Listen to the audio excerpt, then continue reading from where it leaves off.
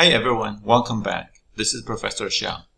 Before I dive into this week's content, let me give you a friendly reminder and provide a brief review of last week's content. Homework 2 is due by the end of this week for a specific deadline referred to the syllabus. The main objective of Homework 2 is to conduct exploratory data analysis, EDA. Part of the homework focuses on analyzing the relationship or association between the target variable and a list of the input variables. I have a special reminder for you. To properly analyze, using visualization, the association between binary target variable and continuous input variable, it will be particularly beneficial for the analysis if you apply binning technique on the continuous input variable before you try to use interlaid bar chart to analyze the relationships. In this week's SAS demo video, I will show you how to apply interactive binning on a continuous variable and how to conduct different types of binning to adjust how the binned variable look like when you create the bar chart. Let me briefly review the content of the last week. The focus of the last week was on data understanding, and more specifically, we focused on exploratory data analysis. I built upon the topics discussed earlier in this semester and talked about the specific relationships between the target variable and the several key input variables in the dataset of churn. And I also connected SAS Enterprise Miner visualization tools with plots analyzed in theory. The focus was mostly on how to analyze and visualize the relationship between a binary or categorical target variable with either binary, categorical, or continuous input variables. I also showed you how to use scatter plot or matrix plot to analyze correlations between the input variables. The purpose of this week is to begin to learn about the real meat of predictive model building. It's no longer exploratory analysis. It's no longer the vegetables of the subject. It's the real meat, like beef. As for predictive modeling, I will uncover the hidden treasures as well as the caveats of these predictive modeling. Then I will dive into one of the very classic models, which is called k-nearest-neighbor model. It's a very intuitive, still powerful, classic machine learning model commonly used in predictive modeling. Now let's get started. As I talked about in the first class, machine learning mainly refers to two types of methods or models, supervised versus unsupervised. The apparent differences between the two types of models are mainly the existence of a target variable. Target variable is present in supervised types of methods, whereas target variable is not available for unsupervised methods. The reason for this difference is not trivial. A clear and properly defined target variable provides feedback or supervision to the training of the model to help optimize the parameters of the model, whereas in unsupervised methods, a target variable is not needed. Unsupervised methods mainly try to uncover the differences and the segmentations hidden inside the data and come up with naturally separating patterns and segments from the data. There are many types of supervised methods, whereas there are fewer types of unsupervised methods. A classic and popular example of unsupervised method is clustering. Clustering will be the topic of the third part of this course. More of our attention will be paid to supervised methods. In this course, you will learn the following types of supervised methods, including k-nearest-neighbor, regression, decision trees, and neural network model. Do not be confused by the names. Unsupervised models doesn't mean that human intervention and human oversight is not needed. Human oversight plays a very important part, regardless of the type of machine learning methods. In a typical machine learning project with supervised method, we deal with a data set that looks like this. There are many columns of the input variables. There are fewer and typically only one column for the target variable. This is the format of the data that we're dealing with throughout this course. On the other side, we would only have the input variables. We'll not have a column that's marked as a target. Also keep in mind that when you deal with supervised methods, the data set typically has many rows and quite many input variables plus the target variable. However, when you deal with unsupervised methods, the shape of the data set highly depends on the kind of unsupervised models that you're dealing with. For instance, when you use clustering, the data set may have many rows as well as many columns. The number of columns may even exceed the number of columns of the data set when you deal with supervised methods.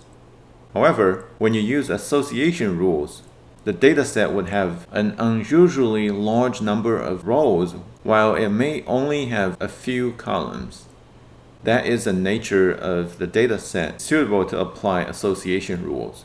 We will talk more about that when we talk about the chapter of association rules later this semester. Overfitting is one of the most common issues with predictive machine learning models. Have you thought about this question before? Why can machine learning models easily recognize the animal in a picture, but it couldn't do such a good job in recognizing whether a customer would churn? This is because data contain noise besides containing patterns. The noise is perhaps the reason why machine learning models couldn't be improved on some problems, so that the noise has limited the model from being better. It is also the noise that makes the model overfitting. But the problem is the model is not able to differentiate between pattern and noise. When the algorithm picks up the associations and relationships and variances in the data, it will pick up both pattern and noise. As an analyst, your job is to overview the learning process, to recognize which model has been overfit to the training set, as well as to apply the appropriate mechanism to help avoid overfitting for the model. Here is what's typically happening. There are varieties of machine learning models that you can choose from. Under each type of model, you also have great flexibility to train either simpler models or more complex models. For those complex models, when you begin training the model tends to be simpler. As you increase the training time, the model becomes more complex. The model is fitted more to the data in an effort to crunch the numbers. Simpler models tend to pick up patterns than noises. Simpler models tend to perform overall well in picking up the big picture and predict a result that is not horribly wrong. Simpler models tend to perform overwhelmingly stable. It can typically be used as a benchmark model to compare your results of fancier models. However, we tend to have the desire to improve the model performance and to achieve a better result. So then we move on to more complex models. As you train more complex models and train the models for longer times, the model becomes more fitted to the data and it slowly starts to pick up more noises than patterns. It's still picking up more pattern, no doubt about that, but more complex models will pick up more noises than pattern, to the point that it crosses the threshold and the balance between pattern and noise that is picked up by the model from the data is overwhelmingly on the noise side, which leads to the model performing poorly on those unseen, or some people call them out of sample, test set, or real world data. To use a very intuitive example in business, suppose that you have a project where you would like to predict sales. You acquired a small data set with 100 customers. Some of these customers have paid for a larger bill. Others have paid for a smaller bill or even paid nothing. Your job is to predict the bill amount. The data set includes a few variables, such as the demographic variables and some others. However, those variables have proven to be not useful. So then you have decided to include the customer name as one of the input variable. You may conceive that customer names signal something about the educational background of the customer's parent, right? Families with better socioeconomic status tend to give the baby a name that is more special and rarer, whereas families from lower tiers of socioeconomic status tend to give a name that is more common and less special. That is somewhat reasonable. So names may carry something about the economic status of the customer, which may result in a difference in purchase power. And it just so happens that in this 100 customers, there are 3 whose names are Analia. The 3 Analia all made a sizable purchase, somewhere in the upper quarter of your dataset. 3 out of 100 is not so small of a chance. So the model will be able to pick that up and tend to predict the next customer whose name is also Analia to highly likely to make a sizable purchase as well. However, the truth is the 3 Analia making sizable purchases are just a bad coincidence that creeped into the dataset of 100 customers that ultimately misled the model to believe that the name is highly associated with the purchasing behavior. This intuitive example kind of summarizes how overfitting could happen in real data analysis and how dangerous overfitting is if it was not prevented or monitored. Now let's be more technical. Imagine we have another problem where the target variable is a binary variable. We use the color to indicate the different discrete labels of the target. We have those black dots and those gray dots. We also have 2 input variables that may be used to help build a model to classify the 2 outcomes, the x variable and the y variable. With 2 input variables and a binary classification problem, we can nicely illustrate them on a 2-dimensional plot, such as a scatter plot like this. From the scatter plot, it's quite easy to figure out that the darker color is more associated with smaller values of x and y because these points occupy the lower left, whereas the lighter colored points tend to occupy the upper right corner of the space. Despite the overall pattern, you still have a handful of points in the middle territory which kind of creeps into the territory of the others and crosses the boundary. And these cases make a simple model impossible to be perfectly predicting their class labels. For instance, take this point as an example. This point located somewhat deep into the areas of the darker points. So it is almost impossible to use a simple model to correctly classify this point. A simpler model will tend to make at least a few examples without losing the big picture. A simpler model, such as a line, would make a small number of examples but still have a high level of accuracy. However, we tend to want to achieve a higher accuracy. We tend to desire to train a more complex model, which could look like this. A more complex model will make a lot of turns and try to getting those difficult points correct. Although this looks nice and almost makes 0 mistakes, what you haven't realized perhaps is that this model is becoming very complex. In making these turns, to make sacrifices in order to correctly classify those difficult points, this model could very well be overfitting to this very specific data set. What if these difficult points are simply coincidence? What if you change a random sample and those coincidences didn't happen exactly in these specific places, but in some other places?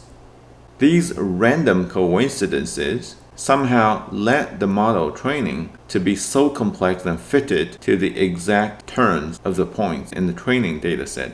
This is a very nice illustration of what overfitting is and how overfitting could happen for even quite simple problem.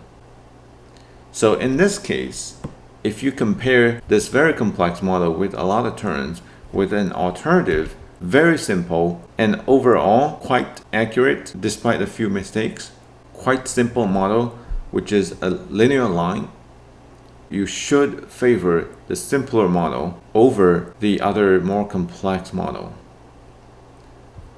If overfitting is such a big problem for predictive modeling, what tools do we have to solve this problem? We do have a couple of mechanisms to help us. One of them is cross-validation, or training and testing, or train-test split. Essentially, we make a partition into two sets from the original data set and hide one partition in the dark, and only train the model using the other partition, which we call train data or training data. These data are seen by the model. The model is trained using the information and including noises in the training set, whereas the other set that was kept secret to the model is called unseen data or unseen set or test set. If you train the model using only the train set, whereas you also evaluate the model secretly using the unseen data, this is what happens when you plot the model error performance by varying the level of model complexity.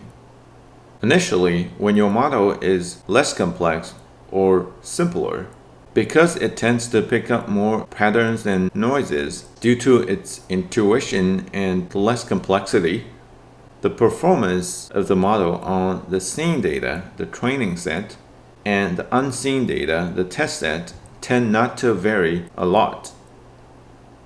This is the case where the variance is small. The difference or the variations between the performance on the train set and the test set is not different by a large margin.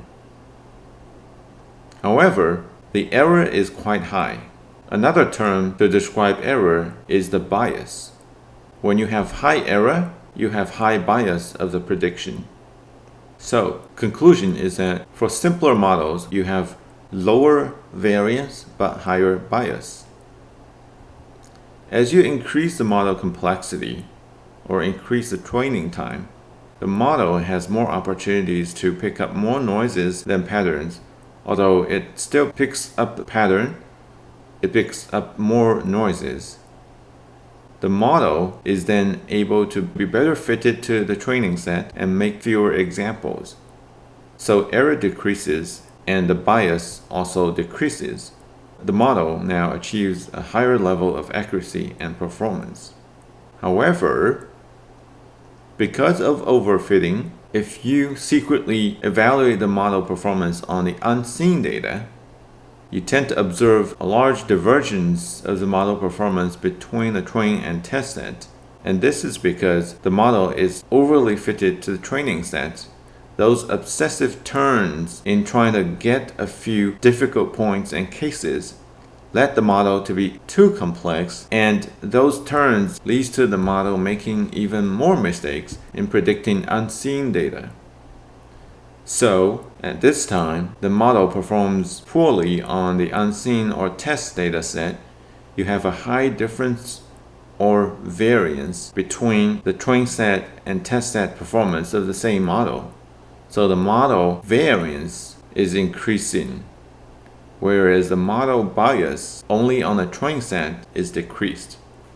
So now you have a low bias, high variance situation. Just to sum it up, when the model is simpler, you have a high bias and low variance situation. Whereas when the model is overfitting, you have a high variance but low bias situation. You may wonder, where is the optimal model? It can be found at the lowest level of test set performance. It should be somewhere here. The line is off a little bit. It's somehow indicating the crossing point is the optimal model. It isn't necessarily the case. The best model should be the model that achieves lowest level of test set error or highest level test set performance. This is where the optimal model is. This is where the optimal level of model complexity should be for this particular problem. To help you further understand these concepts, including overfitting and cross-validation, highly recommend that you watch 2 videos on YouTube that has been posted on the Blackboard course. You can watch them on the video pages, and here it is. As for additional helpful reading, you can refer to a Wikipedia article about overfitting and cross-validation. Here is how to find that article. Use Google to search Wikipedia, or directly type in Wikipedia in the address bar. Search for overfitting, and here is the article. It uses fairly easy language to summarize what overfitting is and provide additional explanations. I find this resource to be quite helpful to complement the textbook and the lecture. We will skip this part because we cannot do classroom discussions. Cross-validation is very critical in predictive modeling. A key difference between predictive modeling, such as machine learning, supervised learning, and statistical analysis is that whereas statistical analysis has the objective of explaining the coefficients and the effects, data mining and predictive modeling is trying to predict future events. Because of this difference, predictive ability and generalizability of the model on unseen data, or at least the test data, is very important. As I mentioned, cross-validation helps create this environment where the model can be really tested in an unbiased manner robustly. There are several types of cross-validations, but all of them share the same commonality, which is the random partitioning of the original training set into several subsets. The most casual and recognized cross-validation method is the training and validation data set, by which you randomly partition or split the original training into 2 partitions, the training set and the validation set. You train the model only using the training data set and examine the performance of the model on the validation set and compare their results. Because the model did not see or use any information from the validation data set, the test would be quite rigorous. But this may leave some result to the chance. Simply partitioning training set into 2 sets may introduce good luck or bad luck. What if the split is simply unlucky? You get a very good training data set but not very good validation data set. Your results may be mislead. And the same thing will happen if you happen to get a bad training data set but good validation data set. Therefore, to increase the robustness of the cross-validation process, this 2-fold can be increased to k-fold, and usually k is 5 or 10. With more partitions being created, the chance that you will get a significant number of super good or super bad partitions is lowered.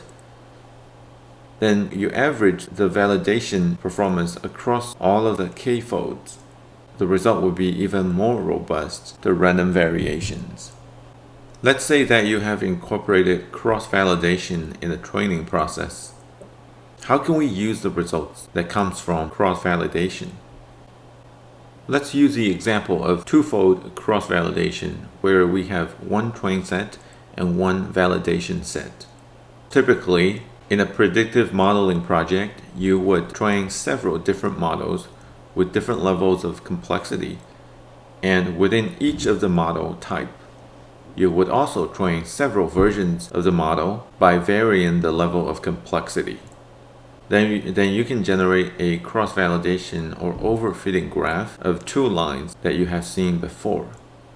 The optimal model can be identified by choosing the simplest model, which tends to be on the left side of the graph where the simpler models occupy.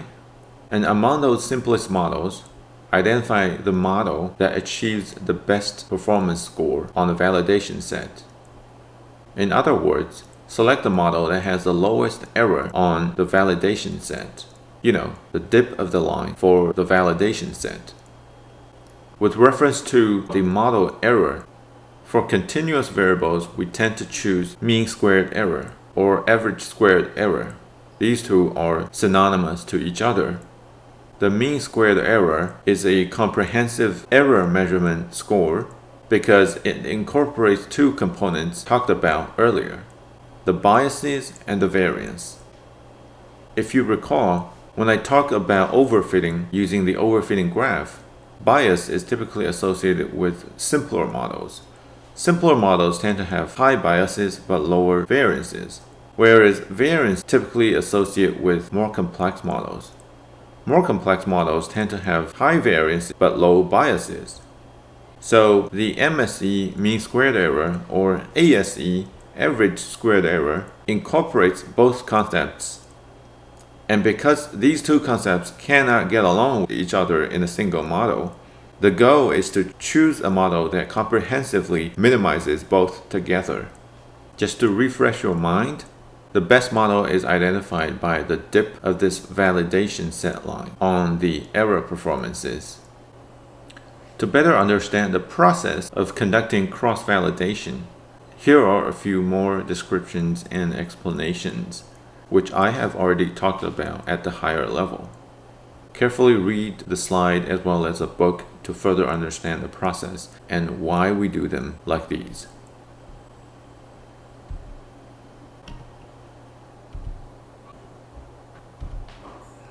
In conducting cross-validation, the random partitions of the train and validation set needs to be validated by examining the overall structural similarity between the two sets. Structural similarity mostly refer to the overall distributions and key statistics in terms of means and standard deviation of the key variables in the two sets. They need to be similar enough so that cross-validation can provide rigorous results. It's very critical that the cross-validation process hide the validation data when the model is trained by only using the training data. In SAS, we will use a node which is called data partition to make k-fold cross-validation when k equal 2. You may wonder how to split the training data into the training and validation sets. Specifically, how much should I allocate to the training data as versus the validation data? The allocation percentages is not a trivial question. It is quite complicated, but it follows an intuitive explanation. For instance, if we were to allocate 95% of the training data into the training set and only leave 5% of the data for a validation set, we may end up training a model that has very low bias but have high variance, and the 5% validation set is simply not enough to robustly evaluate how well the model did. For instance, if you had good luck and the very small validation set happens to be very close to the training set, then it's a good thing. But how can you be sure that you're lucky? What happens if you're unlucky? Then the very small validation set will return a horrible result. But it could very well be that the model has overfitted. You simply cannot be certain with that very small validation set. On the other extreme, if we were to only allocate 5% of the training data to the training set, whereas we leave 95% of the training data to validation set, then we wouldn't be even able to train a very good model with only 5% of the data. So in a nutshell, the allocation percentage of the twofold cross-validation is trying to strike a balance. The data allocated to the training set are forfeited for the purpose of validation, because all of the data will be exposed to the model and the model could potentially pick up a lot of noise. Whereas the data allocated to the validation set would be regained for effective testing. However, those data would not be helpful in training the model. So, in a nutshell, commonly used percentages of the training and validation set would be 50-50%, 60-40%, or 70-30%. Training set is almost always larger or at least equal to the validation set. To help you further understand how cross-validation is able to assess generalizability of a trained model, watch this YouTube video posted on Blackboard. You can either click this link in presentation mode, or you can go to the Blackboard and the video can be found here. We will skip the discussion. Previously, I talked about different types of machine learning, including supervised and unsupervised. As for supervised learning methods, overfitting and cross-validation are very important topics to understand the benefits and drawbacks of predictive algorithms. You are now ready to learn the first supervised learning method, k-nearest neighbor, for classification problems. Now let's talk about k-nearest neighbor. A classification task is where the target variable is a categorical variable. A categorical variable has only a limited number of discrete labels. A special case is a binary categorical variable such as yes or no, churn or no churn. Classification problems are abundant in various business as well as other disciplines or other domains such as clinical analytics and other professional businesses. To solve a classification problem, we can use the supervised learning method. We provide the training set, which contains the target variable, the categorical variable, and a list of input variables. These examples provide guidance or supervision to the supervised learning algorithm, which would extract and learn about the patterns and associations between the input variables and the target class labels. For an example, suppose that you would like to predict the class label of a customer in your customer database. A typical training dataset can look like this. The training set would have a target variable with clear and discrete labels on which income bracket each of the training example, which are the customers in the training set, belongs. They could have either high, middle, or low tier of the income bracket. And there are only 3 discrete labels in this target variable, which makes it an excellent example of a classification task. The dataset would also have a list of relevant input variables, including demographics about the customers, age, gender, and occupation. As we talked about earlier in this course, in storing information about the age variable for the customers, the best practice would be to record date of birth of each customer and calculate age on the fly. So I assume that this age variable is calculated on the fly to support the project of predictive analytics. It's not the information that comes directly from the database or data warehouse. The training set would also typically have an ID column. Here it's a subject ID, which records the numeric identifier of each customer in the database or in a data set. The ID column is simply used to track and link and identify a particular unique customer. Its utility in training a supervised learning method is minimal. We will typically not include the ID as one of the input variable. We will identify this variable as having an ID role. Given these training examples, and there could potentially be more, this is only an illustration. How would you predict the next customer by which we don't know income bracket of this customer? Let's take a closer look. For this customer, we also do not have the information about occupation, so this is missing data problem. Tentatively, we will only use the information that's available for this customer. So we know that the age of this customer is 63, and this is a female customer. Based on the training data, you see that the older customers tend to occupy the higher brackets. The younger customers tend to occupy the lower income bracket. That may be an insight from the training set. Another insight might be that female customers tend to occupy the higher ends of the income bracket, and this new customer is also a female customer. The male customers tend to occupy the lower brackets.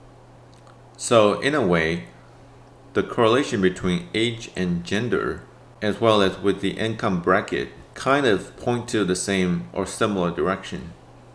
Older female customers tend to occupy the higher end of the income bracket. And now we have another case of an older female. So the training set would lead the model to learn the pattern, or maybe noise, we don't know, based on a small data set. But for illustration, this is a relationship that the model is able to pick up from the few training examples. The model would predict high income bracket based on the relationship that is uncovered. In a nutshell, when I was analyzing the relationships between these variables and the target variable, I was mostly comparing the closeness between the values of the same variable across the customers. The difference between older and the younger customers are with the age. The similar the age, the similar the description for those customers. Same thing goes with gender. Gender is a binary categorical variable. Cases with the same discrete label for gender tends to be closer to each other, and the relationship is drawn based on sharing the same label. So this similarity or commonality of the labels are what we describe as the distances of the values. And this is a key concept in terms of k-nearest neighbor, which I'm about to talk about. K-nearest neighbor algorithm leverages the distance or the similarity among cases with specific numbers or labels of the input variables. Here are the steps to conduct k-nearest neighbor algorithm. Define how we measure closeness or nearness and farness between the cases on a certain variable. We call this distance function. We need to define a number of k cases to compare to in terms of similarity. Later, I will talk about k is a critical parameter in the k-nearest neighbor algorithm that is going to decide the success or failure of k-nearest neighbor algorithm applied to a specific problem. Based on the defined distance function between pairs of cases using the input variables, and based on the chosen k, you can readily identify a list of k examples or observations in the training set that is nearest or closest to the focal point which you would like to classify the label of the target. And based on these k examples, we extract their true target labels and doing some kind of votes to decide which class label to predict for the new case. I hope the process is clear. The steps to implement k-nearest neighbor is very intuitive. It's very easy to visualize mentally as well as on the screen.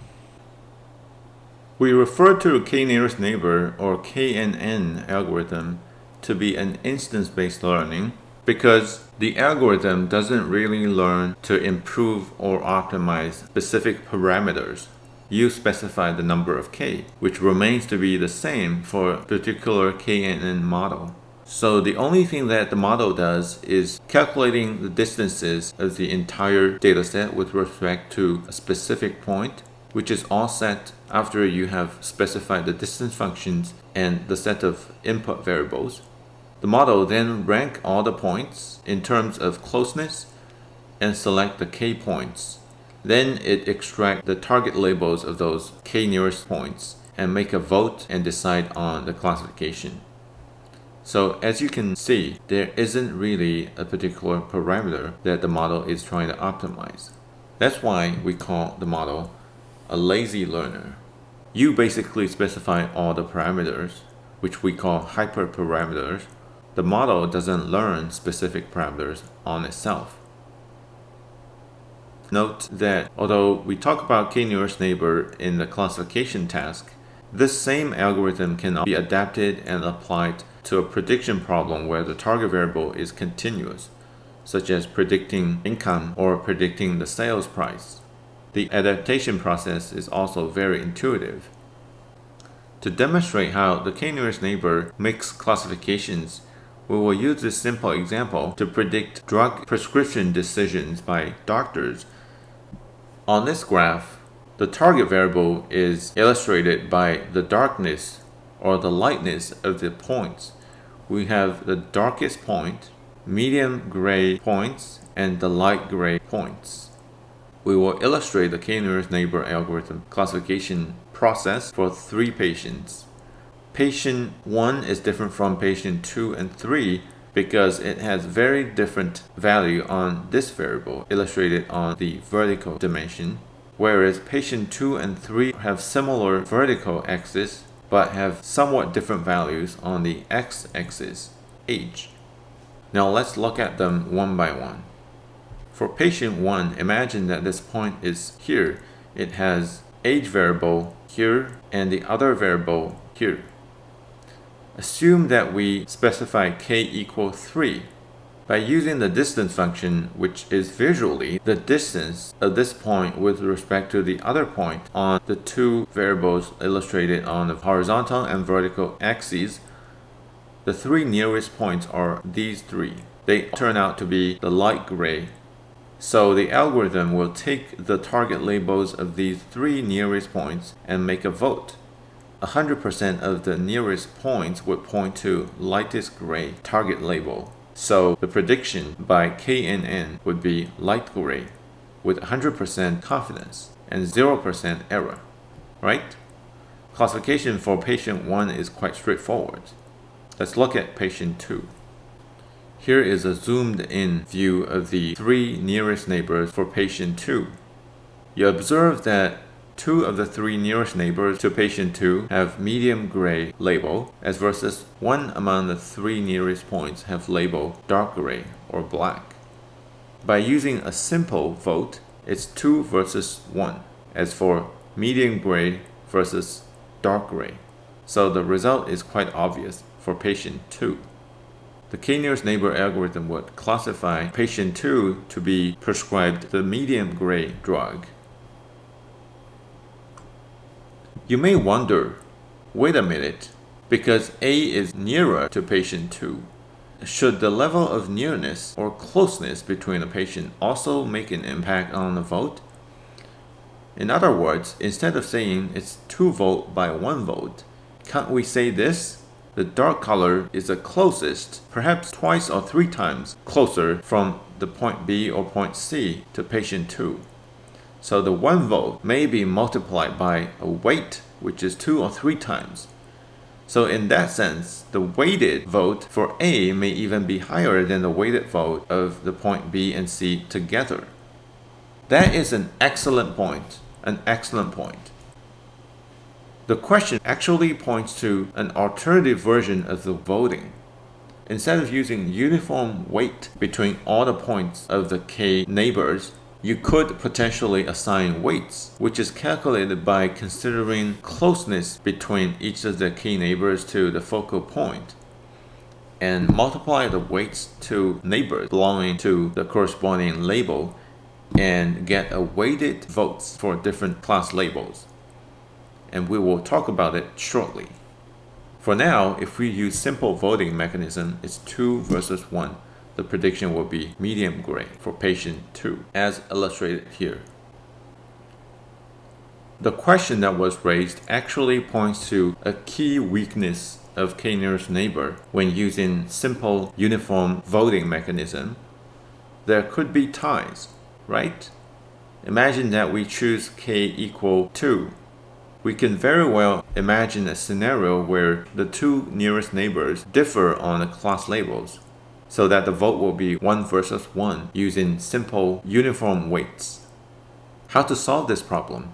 One choice is to increase k. However, increasing k has other implications. Although it helps solve the tie problem, 1 versus 1 vote, it could also either strengthen or weaken the robustness of the model, because changing k means expanding or shortening the list of neighbors to be considered. It creates ramifications for the result. So the alternative I talked about is trying to leverage the distance between the points and the focal point in reconciling a vote tie. And the weights would be some function of the distance, and the relationship between distance and similarity should be negative. So the larger the distance, the lower the weight, and the shorter the distance, the higher should be the weights. Right? Makes sense? Another issue with k-nearest neighbor is that it's easy to compare ages and calculate the difference. How can you compare males and females? How do you encode the values when the discrete labels for the input variable is the same, such as male versus male? And how would you encode the values otherwise when the class labels differ? The discrete labels cannot be quantified easily. You cannot say that females are twice as large as males. It simply doesn't make sense. They are equal and they are discretely different. We will examine the k-nearest neighbor algorithm with these questions in mind. A key step in implementing the k-nearest neighbor algorithm is to define the distance function. It's easier to visually estimate the distances between the 2 points on a two-dimensional graph, such as a scatter plot. But computers will not use the same mechanism that we do. Computers rely on concrete definitions of the distance. So luckily, there is a corresponding function that maps exactly as the visual impression that humans have. The function is Euclidean distance. Euclidean distance calculates the similarities between the 2 points. X and Y are the 2 points, and I refers to a specific input variable. Imagine that we only have one input variable, the summation will be gone. And we use the value of this variable I on point X and point Y. By taking the difference and raised to the power of 2, we calculated the square difference in the value of the input variable. Now imagine that we have m number of columns or features or attributes. Then this distance is going to calculate the sum of the square differences and then take the square root, which is sort of a weighted average of the distances calculated based on the multiple dimensions or multiple features of the 2 points. In the example that we showed in terms of drug prescription, we have the two variables. Imagine that I can be age or this variable, so there are m equal 2 columns. With respect to the distance between this point and dark, and this point to medium 1 and this point to medium 1, we can calculate the distance using the numbers of these two variables. As an example, to calculate the distance between the question mark and dark, we would use sum of squared of the differences between the 2 points in terms of the two variables. So you calculate the distance between the value for the dark in terms of age, difference that with the question mark age, and take the square, as well as a difference in the other variable between dark and question mark, take the difference, take the square, sum of them up, and calculate the square root. So that would be the distance. Standardization of the scales of the variables are critical in using k-nearest neighbor. Therefore, this is a very important step to be conducted in the process of the project before you apply the k-nearest neighbor algorithm. There are two ways to normalize the variables. For k-nearest neighbor algorithm, I would recommend the min-max normalization for the continuous variables, because this method of normalization would make it easier to compare and standardize the variances between continuous and the categorical variables. We will talk about transforming the categorical variables in a minute. As I mentioned earlier in this course, min-max normalization, or another name is range normalization, would normalize the range of the values of continuous variables to be between 0 and 1. The reason for doing that? Because the scale matters. You would like to use the variables to calculate the distance based on uniform and comparable ranges.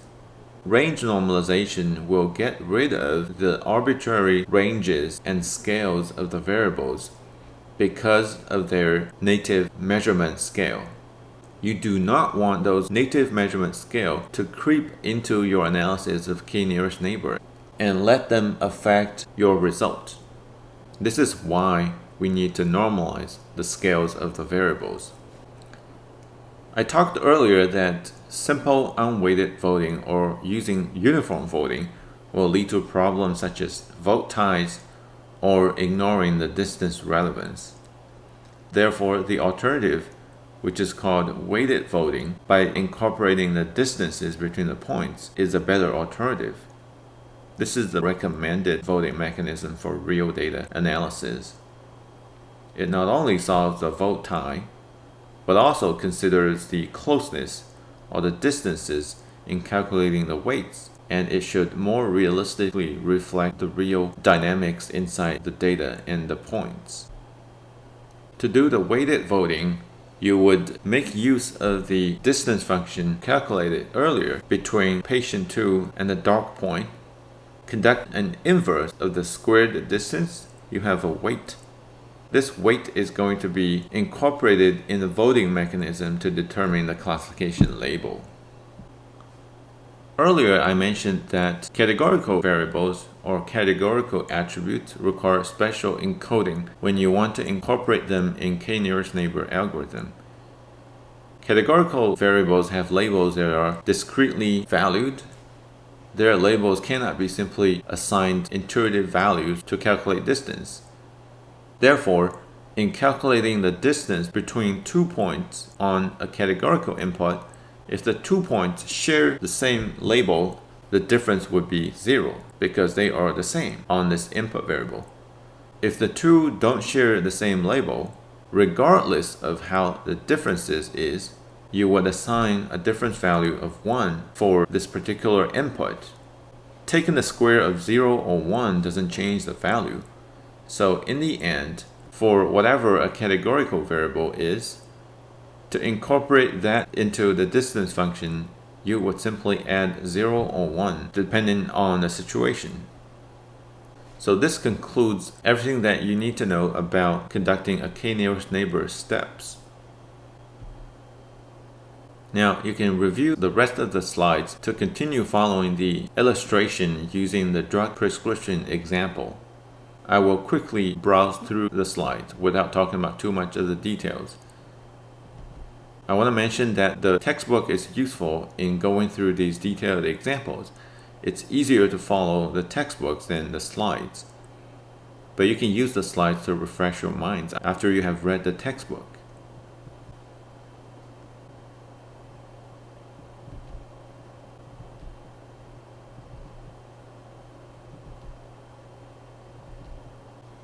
To adapt k-nearest neighbor algorithm for estimation and prediction problem, when the target variable is a continuous variable, we adjust the voting mechanism and instead use a method which is called locally weighted averaging. Instead of using the label for classification, which has the highest vote, we would calculate the weighted target values of each of the k-nearest points and calculate the summation of the weighted points. It becomes a locally weighted average for the target prediction. Choosing the number of k, which is a hyperparameter for the model, is not a trivial question. Choosing k will sometimes drastically change the results of your model in a specific problem. It's not simply that smaller k or larger k is more preferred. It highly depends on the specific problem and the data set that you have. On an intuitive level, larger k is helpful in increasing the reliability and decreasing the variations of your classification or prediction. But the drawback is that larger k tend to ignore the local patterns, whereas smaller k is able to produce classifications that are more responsive to the local patterns and the k-nearest neighbors, thereby decreasing the bias of the model.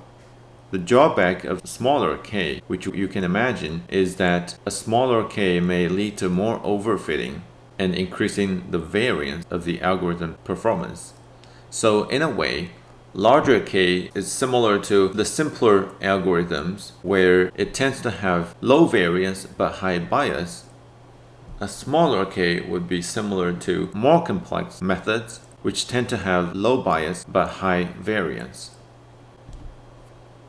There is a video illustrating the impact of choosing a smaller k or larger k on YouTube that is embedded in the Blackboard course. And here is the video I was talking about. An additional tip would be to use cross-validation to guide your selection of k. Cross-validation result will provide feedback for you to determine an optimal value of k, the hyperparameter, for the specific problem and the specific data set that you have. So here is a quick illustration of the process by using cross-validation to choose k. You prepare the modeling process. You partition the dataset into train and validation set. You train several models with different k and plot the performance of these models on both the train and validation set. And you get a graph that looks like this. You will observe two lines showing the error rate of the models by using different k. On the left-hand side are simpler models with larger k, whereas on the right-hand side, the more complex models with smaller k. With the model becoming more particularly tailored to the data with smaller k, the error rate will tend to drop. At the same time, the error rate on the validation set will initially drop as the model goes from simpler to medium complexity. It can pick up more patterns locally. Performance will initially increase by having decreased error rate, but at some point the line will reverse because the model has become overfitting by having a k that is too small. Your optimal k can be identified here at the dip and bottom of the curve of the validation set. This concludes the lecture of this week. I hope you have enjoyed this video. Make sure to watch the SAS tutorial video where I demonstrate the k-nearest neighbor algorithm. See you next time.